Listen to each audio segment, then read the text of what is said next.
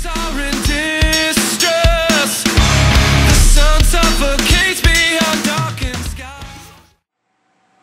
Hey guys, the wait is finally over. We're about to let you see the first episode of our web series. But before we do that, I did sit down with Matt and do a little interview with him to see what he liked about the first time that he went on the Rylander and what he likes about the paranormal in general. But right after that, you will see our first episode that we've been trying to get to you guys for a while, but it's finally up. So, we're sorry for the wait, but here it is. Well, Matt, it's finally good to get you on camera, man. You went with us the first time we went to the Rylander, and we weren't able to put that up, but what I wanted to kind of get from you real quick, you know, I'm excited that you're on the team, and it was your first real big investigation. It was your first investigation, actually. And I just want to see what you thought about the Rylander the first time. Well, it was, like you said, you threw me in the middle of a firefight. Yeah. Never even went to boot camp. So, you know, I'm sitting there trying to hold an M16. I never shot a rifle. It was definitely fun. I will say that. It was fun. For my first time, you know, it wasn't too, I guess you could say, intense, which I was kind of happy for that. But yeah, I mean, I had a great time. It was definitely a fun trip. It definitely it threw me into, you know, I was already interested in doing something like this, but once we did our first investigation, it, you know, threw me right in the middle of it, and I loved every minute of it. Can you remember some certain things that happened there? Or? Yeah, some experiences. Well, when we got there, we heard two stories of two cases like Frank's Closet, kind of being a place in there that a lot of people felt uncomfortable with or being in, which is a small little closet I can understand. And also being back behind stage. They say a lot of people get paranoid. It's a long hallway back behind the stage, and people just don't like being back there, especially by themselves. I guess at any point in the day, we both hit those spots. Yeah. We actually found something back behind the stage. You know, you can remember the two boxes that are back there, sitting off an EMF field, which make people, you know, EMF can make someone feel a little bit uncomfortable. So, which would explain why I was looking behind my shoulders the entire time. And also in Frank's Closet, we actually got an EVP from in there. And in there was a couple of experiences that I had, and that y'all had too, looking up while I was in there. You know, I just felt uncomfortable. I felt like I wasn't by myself, which is never a pleasant feeling. I also thought I saw, you know, shadows moving across the hallway. And I think it was one of the girls that worked there looked up and said she saw someone standing right by the closet. Yeah, she actually thought it was y'all. Well, we were inside the closet. Yeah. And it was funny and interesting at the same time. When we got down there and we were actually talking, and she said, you know, we didn't want to freak you out, but we thought we saw someone standing by there and there was nobody there. Yeah. And I was like, well, that's funny you say that, because when I was in there, I was constantly looking out because I felt like someone was standing there. And that's when we called our EVP, when we went back over the evidence, and when we said, is anybody here? I think he said yes, and what do you want? He said, get out. Yeah. So that was definitely, I'm glad I didn't hear that at the time. I'm glad we heard that after we left. But yeah, I mean, we've taken you on places since then. We've kind of gotten you more used to things that are going on that we're doing, and I kind of want to get the overall of what interests you the most about doing this. Well, it's what you can't see is what you can't explain that has always driven humans crazy, and it does that for me too. You know, is there something right here, right now, looking at me that I can't see? I'm out to find answers, you know. Is there? Yes or no? Can we communicate, you know? I guess that's what interests me the most. Now, when we were at the Rylander, we've had a couple experiences, like you said. We got the voice on voice recorder. And I'm kind of interested, I just want to know, you know, what kind of evidence do you like the most, you know? Probably EVP, or a voice, an out-of-body voice, is that what it's called, out-of-body voice? when you hear it and nothing is there. Yeah. Especially when you hear it live and in person, you don't need an EVP recorder. You hear it live and in person, and it's just coming out of thin air. Yeah, we're really excited, man, to have you on the team. We're glad that you're that you're going to be here doing this with us. But wanted to get your opinion on stuff. Wanted to kind of get you on camera and finally show everybody what's going on. We hated that you couldn't make it this time, but we're looking forward to have you on a lot more investigations and keeping you around, man. So appreciate it. Yeah, man. And good luck. We're going to have fun. Sounds good to me. So, Rylander Theatre. I believe it was January 7th, Saturday night. Rainy, dark, spooky night, like all great scary stories come from. Yeah. Had a really good time. 5 or 6 hours, I believe it was. Pretty much in there alone. There was 1 or 2 people in there pretty much the entire time, but they were completely, they're in a completely different area than we were. It was definitely a good time. We had a lot of personal experiences. Actually caught some interesting stuff. What'd you think? Well, first off, I wanted to kind of talk to you about what happened to you backstage. And Nope. you're not comfortable doing that. I'm right really now? not comfortable with that right now. Okay. It's, it was something that's going to kind of sit with me for a long time. Okay. Well, that's fine. We'll move into what happened to us on the 3rd story. We're on the 3rd balcony, and we were actually kind of trying to go into the segregated stories of the Rylander Theatre, and we were talking about it, and we heard that strange noise that we really don't know what it is. Yeah, the second, that I believe it was the 3rd balcony. Mm-hmm. It's definitely an interesting place anyway, because it kind of is a big part of.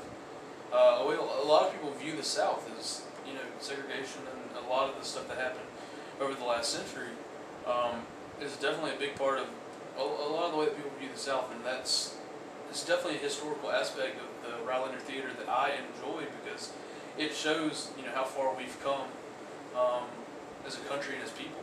Yeah. So from a historical standpoint, that's very significant, and I think it's also very significant that we caught something from there. It was pretty big.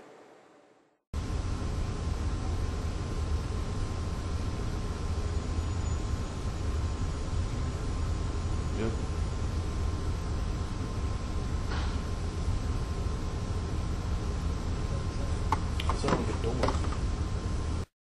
Now, right after that, we actually had we got up and we went and checked to see what that loud noise was. We moved, we went down. I went down to talk to the workers that were there to see if they heard it. They heard it. You moved down, I want to say towards the stair area, going down towards the 2nd balcony. And while we were gone, we didn't hear anything while we were there, but we come back and we're reviewing stuff, and we catch what is a weird, strange noise actually next to the voice recorder. Yeah, it's very strange. On the top of the 3rd balcony, where the very last row of the seats are, is actually where all of our equipment was sitting at the time. That wasn't on, I guess, duty in other places. We did have, our other cameras were in other parts of the building recording stuff, but our good new voice recorder was actually sitting up where I was sitting at the very top of that 3rd balcony, in the last row of the seats, which is where our non-used cameras at the time and our flashlights were. Mm-hmm. It was sitting on the bag that we had brought, that we were carrying around all our stuff with, but there was nothing else up there. There was a room up there, and nothing was coming in or out of that room, no wind, no anything. But the voice recorder was sitting right by the bag where I was sitting, and when you left, I actually went down, because I did hear a couple other things. Oh, okay. I was trying to kind of get a feel for where we were, for where I was. This is the first time I'd been there. I was really trying to get just a feel for everything, because obviously it was dark. I did feel like I was hearing stuff, and there was nobody within, a good, obviously 2 stories of me, for a majority of that, probably 15-minute time period that you were gone. So I was trying to kind of acclimate myself with everything, and still trying to have a small bit of an investigation. And actually, we did catch something. We caught some movement right there on the voice recorder, very close to the voice recorder, which is a little unsettling for me, because that was essentially behind me. To know that there was something moving, which which actually sets the tone for the rest of the night, because the rest of the night, we never really caught anything directly in front of us except for 1 or 2 times. But a lot of the stuff we caught was from behind us, from somewhere we had just been, somewhere we were just looking, which kind of gives me the idea that maybe whatever it was kind of playing with us.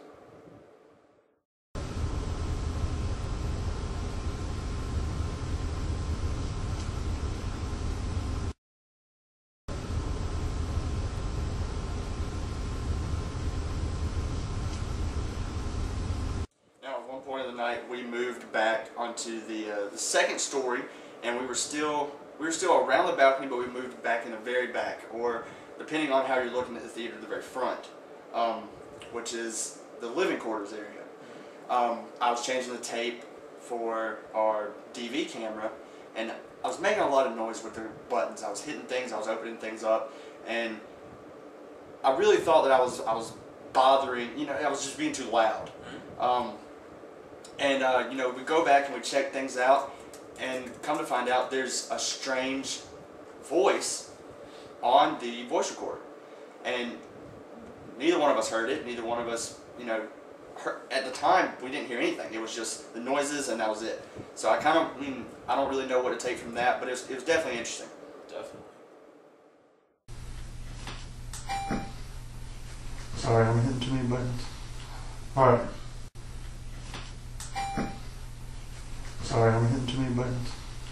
Alright. So the next big piece of evidence that we caught was actually something that you experienced from the last time you were there. You were there a couple months before we went with another team, essentially of people that we really hadn't investigated with before. But you were there, and you did catch some stuff close to what is referred to as Brenda's office, mainly because one of the people that works there, Brenda, has an office there. Caught a couple things there, and on this trip there was again, we caught something by her office. We did mention her name, I believe. We were trying to get some information out there, and mentioned her name, and actually we caught another EVP of something heavy, either a heavy door or some kind of heavy object such as a table, a chair, something of that nature. I know there is a table, a large table, right around Brenda's office, but we did catch something heavy moving. So I mean, it's definitely interesting. What do you think about that? The thing about that that's weird is, things did happen last time I was there around Brenda's office, but I don't really know what it means. I did bring her name up. We both, said something about Brenda at that point, but for something to react right after that, it could have reacted anyway, but it's just funny to me that this is the second time I've been there and something's happened around Brenda. Now, was it in front of Brenda's office, or was it simply mentioning her name? The last time? Yes. Or this time? The last time we were actually up, and the people we were with heard something that they described as water, like a water faucet or something like that, turning on. We went and looked, and there's a kitchen area back there, and we looked and we couldn't find anything. We messed with the knobs and stuff, and it didn't sound like that. But as we're coming back by Brenda's office, on the door there's actually a name tag, and it was moving, it was swaying, and that could be anything. That could be just air going through in and out and everything. But as I walked in and grabbed the doorknob, the person that was with me reacted right off the bat and said, "That was what I heard." That's what it was. So it was actually in Brenda's office when we caught it last time we called. Now, this latest thing, was it in front of Brenda's office, or was it actually just on her name? I would say it was just on her name. I don't know, but it's just a noise. I can't even tell you where it came from because I didn't hear it. I didn't hear it while I was there, but I don't know. And the voice recorder that it caught with, where was it located? It was between us. It was actually on a table. So it's interesting, and it's a really nice piece of evidence. We were here last time. You moved something in Brenda's office.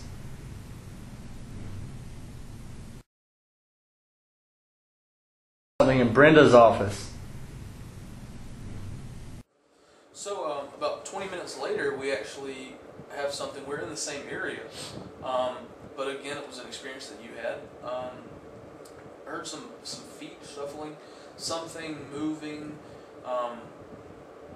Anyway, it did inspire you to use some language a little bit. I believe you said, "What the heck was that?" Mm-hmm. We did catch something with it. It was another personal experience, but we did catch it. So what inspired you to say, "What the heck was that?"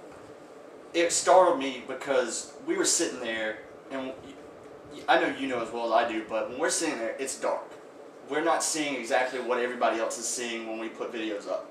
It's dark. We're seeing lights off of exit signs or just barely coming through a window. It's dark. It's quiet. Nothing's going on. You're sitting back behind me. I'm sitting here looking. We're just kind of taking in everything, and suddenly, out of nowhere, I hear this noise that's right there, almost looking right where I was.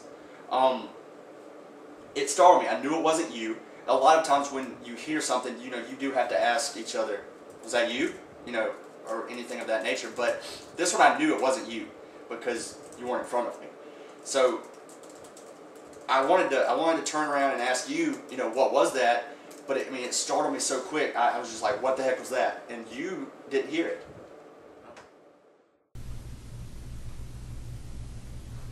What the heck was that? What? You didn't hear that? What the heck was that? What? You didn't hear that? So, now I think we need to go into what happened to you backstage. I'm still not very comfortable with that, actually. Okay. So I think we just need to... We can move on. Where do you want to go from here? Well, there was another instance where, kind of relating to what we just talked about a second ago. You almost used some more language there. Oh, okay. Yeah. Which, given what we experienced, it doesn't surprise me that you used some language. Mm-hmm. The entire time we were there, we had stuff happening. Not just like when you see stuff on ghost shows and stuff like that. It's always oh, it's right there. It's on camera. It's kind of like right there in front of where you're looking. Yeah.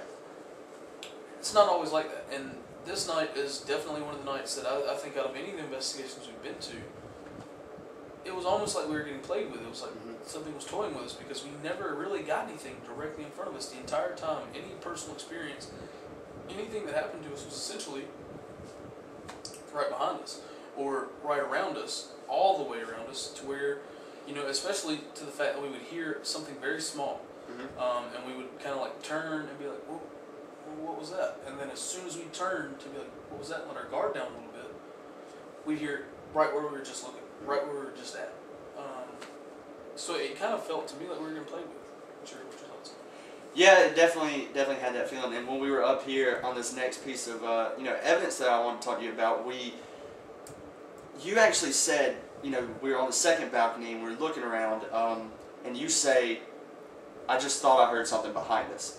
And I asked you, I'm like, "Oh, it was behind us?" And I turned, and I remember this. We both turned to look, and we've got a loud, metallic almost kind of sound that I don't even know how to place where it was. I know it was where we were looking, but I don't know what floor it was on. It was loud, and it startled me because again, I'm turning to look, and I tried to catch myself when I said it, but I'm turning to look, and it hits right in front of us, and it's loud. So again, I apologize for that, but Behind us? What the heck was that? the second story had a lot to offer for us that we had personal experience wise and other, in evidence wise. But we were on the second story, sitting down at this point, and there was another loud slam, and it wasn't on the second story that I can, depict of where it was, but it was kind of loud to where the fact that we again reacted to it. Yeah, I think it kind of says something in a lot of investigations that people watch when the investigators actually do react to something, because a lot of the noises are more or less not something that you hear. A little bit maybe, but a lot of it isn't. And we actually caught this, again, you saw we were on the second story. We did have some personal experiences there. It is also where one of quote-unquote Frank's closets are. But we did catch some kind of movement, some kind of slam. We're not quite sure where it was from. Could have been from anywhere. I think one of our main theories of it was possibly that it was from the first story, Frank's closets. That is actually a heavy door. It's possibly, but we have absolutely no idea where it comes from. It's entirely possible it wasn't there, and it would be just speculation for us to assume it was from there. But again, it was something else that kind of, we never caught anything right where we were. It was always something eluding us. It was always something kind of telling us, hey, come down here. Hey, come down here. Come up here. Come down here. And then anytime we'd go, we'd catch something seemingly right where we were. And I believe we actually just came from the first floor when we caught this, which not saying it's from the first floor, but I believe we came from the first floor to the second floor. And we were just kind of, again, just a little, well, what was your saying?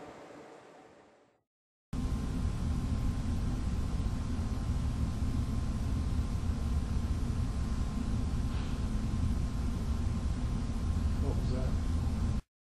Towards the end of the night, we're getting ready to wrap up, and we wanted to hit the third segregated area again, the third story, and just see where we got everything, because we hadn't been back up there since the loud noise at the beginning of the night. So we're going to wrap things up, we're going to go up there, we're going to check something out, and we actually have a piece of video evidence that I want to talk to you about. It's a strange light that comes on, and again, this is a theater, but I actually did go talk to the people at the Rylander. None of their lights do this. They do have certain lights that come on at certain times, but these are on the front of the stage. These are not behind the stage and up high as they were. So they were actually really startled to see this when I showed it to them. Yeah, I think, again, it kind of shows a little more about investigative technique. We investigated the third story, the segregated area, for about an hour the first time. At the very beginning of the night, it's the first place we hit. And we do a thing, as you know, where we kind of like to wrap up where we started. Kind of like a full circle. We spent, like I said, about an hour up at the segregated area at the beginning. Went and did about 3 or 4 hours out on the floor doing second story, first story, or second story, the ground floor, behind the stage, on the stage, upstairs behind the stage. A lot of stuff like that. And then we came all the way back and we were kind of decided, hey, let's do another trip on the segregated area because we did have something there. So that was kind of big going back up there, and we weren't disappointed. We did catch our last piece of evidence of the night up there, which we actually didn't see. But I think it's very interesting. A lot of times whenever you catch something like a light,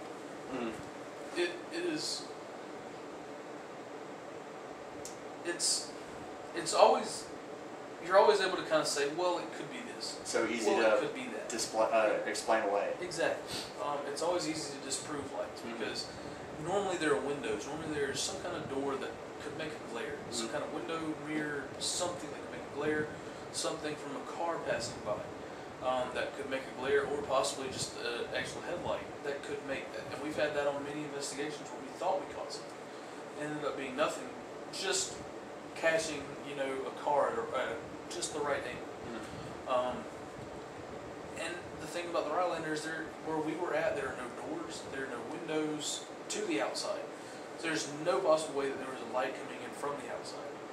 There was no movement of anybody on any floor, no doors moving, no curtains moving that we know of. And even if there were curtains moving, there's no light coming in from any other area of the compound. So essentially any area that we were at, or we could have been, there was no exterior source of light that could have made that. Another thing that's kind of interesting to me about this light is, we had some personal experiences that I want to get into a little bit later on, but on the stage, and we thought it would be smart to take our flashlights and every light source that we have and put them on the stage. Let's brighten the stage up a little bit on the ground so we can see if anything happens.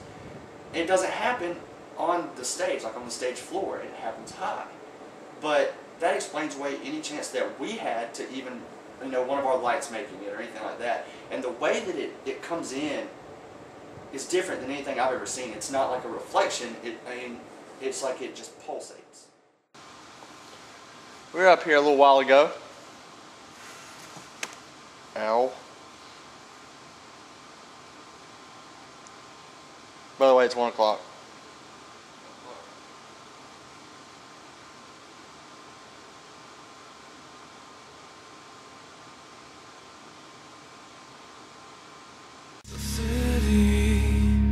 The city is